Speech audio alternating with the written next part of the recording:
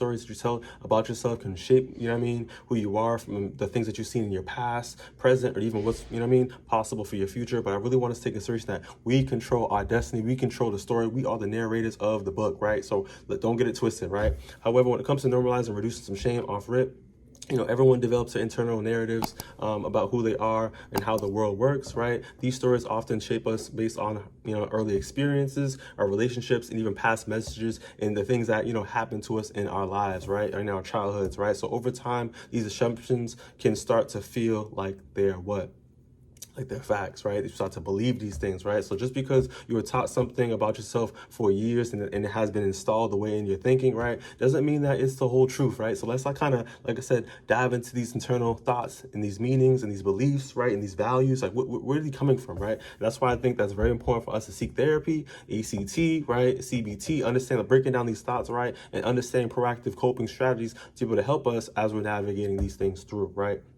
So when it comes to some psychoeducation, the brain naturally creates stories to make sense of those experiences, right? And sometimes the brain can, falsify things to make it kind of exaggerate or just, feel me? Like things can kind of be distorted, if you know what I mean, right? So repeated thoughts strengthen familiar pathways, making certain beliefs feel automatic, right? So internal narratives can influence our confidence, our relationships, decision-making, and even over our emotional well-being.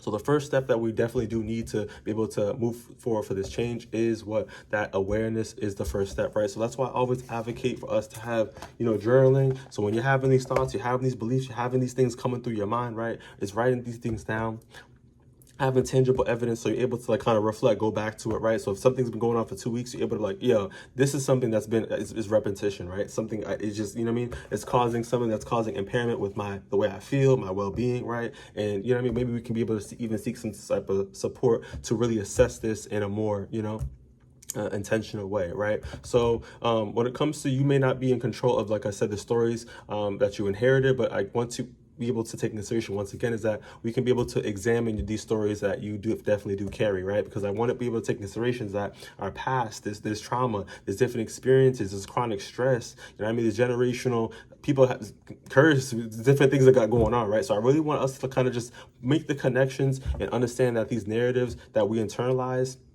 let's evaluate them and let's, is they true? And let's move into a way we're able to, like I said, rewrite our story so we're able to feel comfortable and proactive with our lives, right? When it comes to practical reframing for us improving our lives in regards to our mindset, I want to be able to talk about our first key point in regards to, start noticing reoccurring beliefs about yourself, like what's really going on in the mind. Ask yourself, is